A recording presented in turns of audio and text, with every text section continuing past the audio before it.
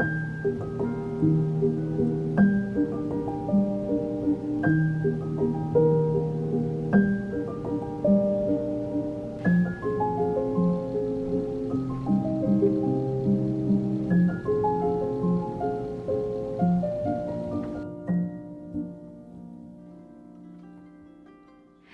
morning! I had to do a quick outfit change. Not exactly a change, but I had to take off my skirt and layer up because I'm about to go out with Landon and our friend Adam who's visiting. So Adam is in town, which means it's gonna be a great Portland weekend. We're gonna take him to our most favorite spots, which means that we'll be going to Powell's. Yay! So again, I've had so many wonderful book recommendations from you guys, so I'm definitely gonna pick some up. And I'll be doing that today, as well as going on a walk through Forest Park with Landon and Adam, and then eating some really yummy food out on the town. And of course, I'll be bringing you guys along with me, so grab your cozy blankets, grab your coffee cups and your tea mugs, and let's enjoy this day together. Onward!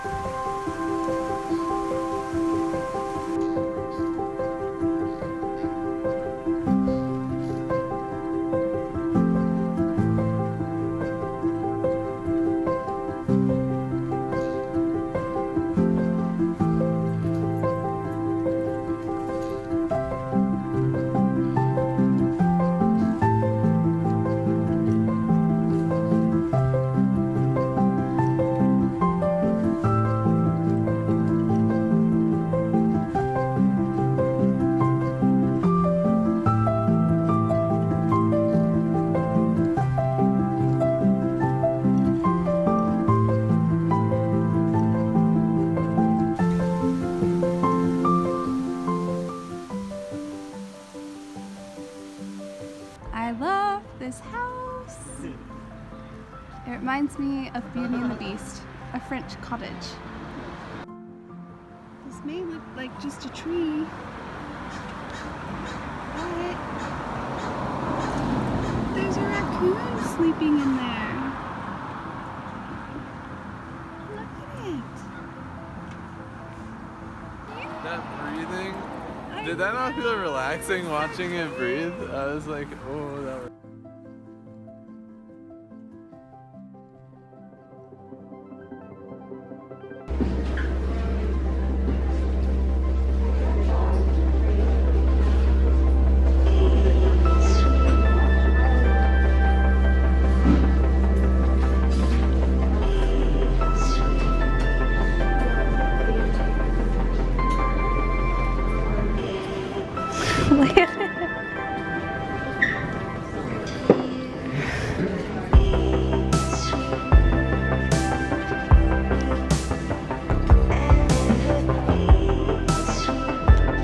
Got an Earl Grey with oat milk.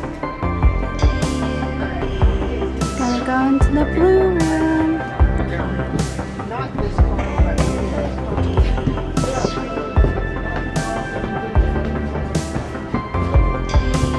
Found a recommendation. Only $11.99. Okay, so an Ember in the Ashes is about $12. I'm gonna go ahead and look at, oh, I forgot the name of the book already. Let me see. An Enchantment of Ravens, to see if that's any cheaper, and then decide which one I'm gonna get. Looking for Rogerson. So R. Let me see.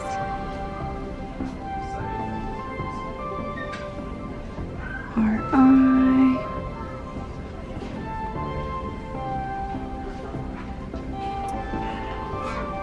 Ba-ba-ba. Right here. Beautiful cover. Oh my goodness. Ooh. $7.50. Nice. Okay, so after pulling all of the copies off the shelf, there's so many different prices. I found, Powell's employees. oops. That's right, Dean. Give me a call extension 1422 at your convenience. That's right, 1422 at your convenience. This one is only $5.98. Whoops. Score.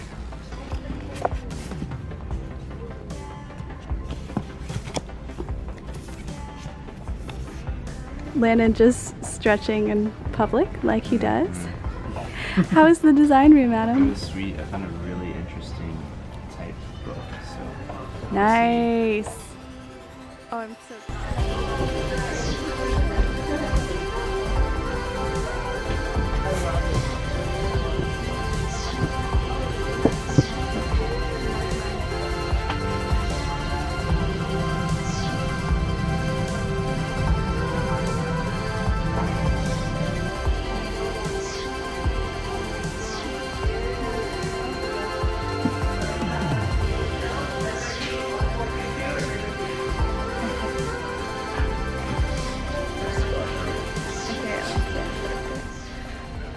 It has been a madhouse in Powell's, so we couldn't film very much, but we're about to check out, and I am leaving with an Enchantment of Ravens by Margaret Rogerson, and then also Dog Songs by Mary Oliver, which is a collection of poems. This just sounds absolutely lovely. And I am getting the life-changing Magic of Tidying by Marie Kondo. I'm sure you've heard of her. I could use a little bit of help keeping things straight, so here we go.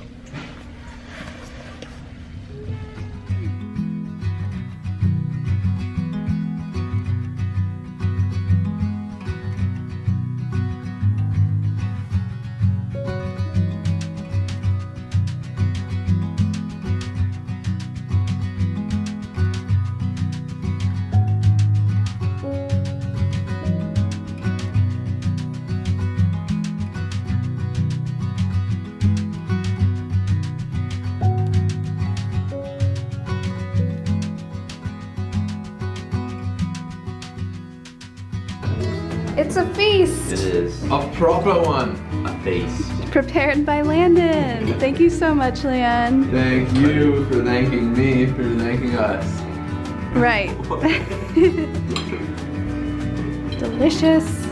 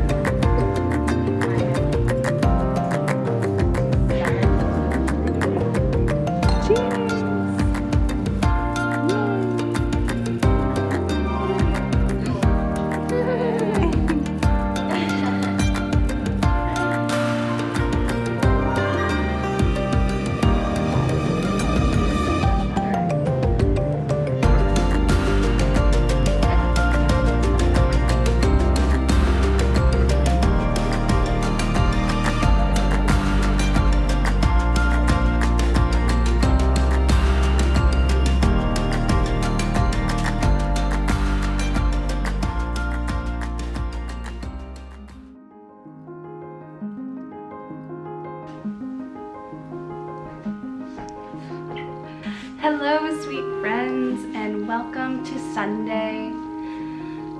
It's been a lovely day so far. I'm about to go get some tea with some friends, but I had 20 minutes between now and then, and we're well into March, so I thought that I would discuss the books that I read in February a little bit, and then also announce the books that I am planning on starting in March and probably reading into April. As you can see, I have quite the stack. But let's begin with The Starless Sea by Erin Morgenstern. I give this book a 4 out of 5 stars. It's a fantasy novel about a young adult who finds himself faced with a magical door. When he's first given the chance to enter this door, he doesn't quite believe it's real and the opportunity passes. Many years pass and he finds this old forgotten book in a university library and is startled to find pages of his life written in this story. Intrigued and desperate to find meaning beyond his grad student life and his uncertainty about his future, Zachary throws himself into the mystery of the painted door and the epic world that lies behind it. I loved diving into this book each night before bed. I savored it throughout the entire month of February, and it gradually became a safe haven for me. I don't normally find my mind wandering to the stories I'm reading as I go about my day-to-day routine, but I frequently found myself wondering what Zachary Rollins was up to. And I absolutely loved becoming lost in his world. Something I think Morgenstern did really well was fully immerse her readers in this fantasy world. I loved her descriptions of the sights and smells like cinnamon and honey and baked goods and sweaters and glasses and candles and all the comforting things. I loved these details. It made the whole world very, very believable. Each chapter of this book is interspersed with chapters from books within the book, so it is really quite layered. And I did enjoy the books within the book, especially the one about fables. That being said, I began to get tired of the interruptions. My biggest point of criticism for this book is that I never felt like I got anywhere. Just when I thought we were getting somewhere, it'd be a new chapter with a book that was seemingly unrelated, but that you knew would somehow be connected later.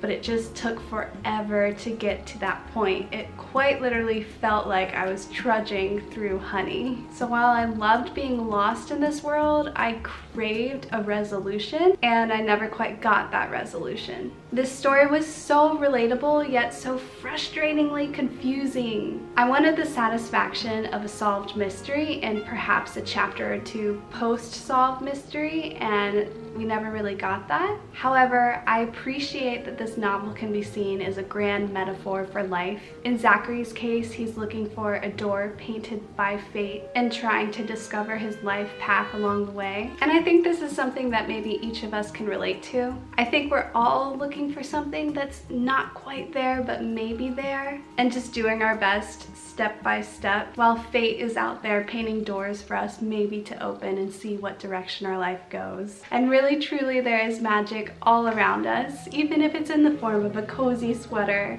or a peppermint cup of tea.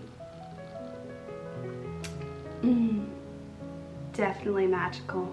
So yes, 4 out of 5 stars. I thoroughly enjoyed the reading process of this book. I wish it had more of a complete plot line. However, such is life. Well done, Morgenstern.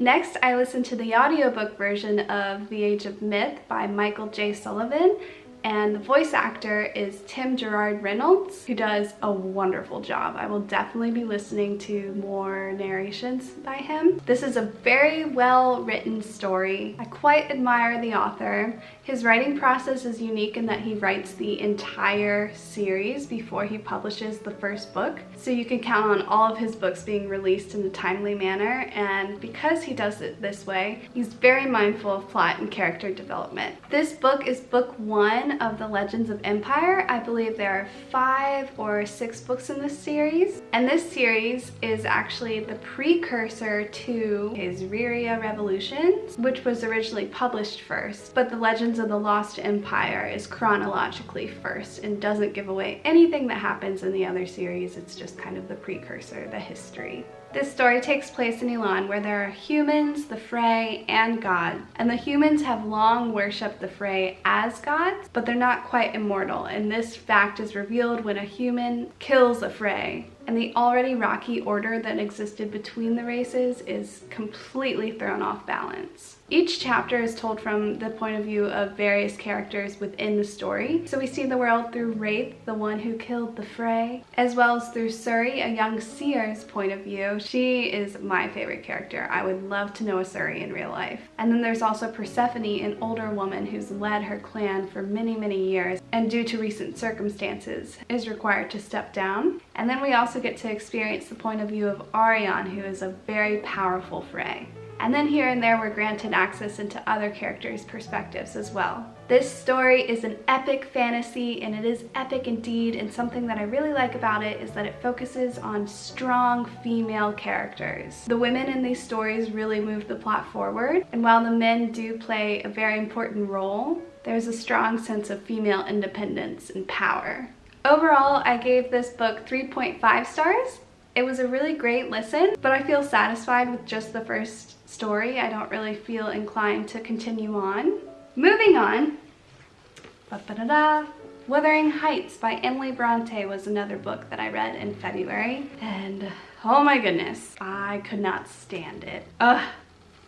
I love the Bronte sisters. I have studied them. They lived a very gothic life in every definition. And I have much respect for their father, who outlived his wife and all of his daughters. They're just a fascinating bunch to study if you're looking for any really good biographies to read. I strongly recommend reading one on the Bronte sisters. Emily Bronte is so talented. Her writing is amazing, but I absolutely despise Heathcliff. This story just had me feeling terrible every time I picked it up to read. It's very, very hard for me to understand why somebody would make their entire life about cruel revenge, even on those who didn't wrong them in any way, shape, or form.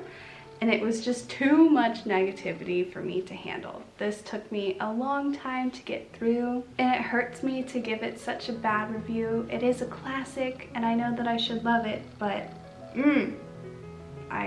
it was painful. Really highlights the ugly underbelly of humanity. The story was painful. The writing was beautiful. And I would quite love one day to visit the moors during the summertime, not during the winter. I had hoped to finish The Hidden Life of Trees by Peter Wolven.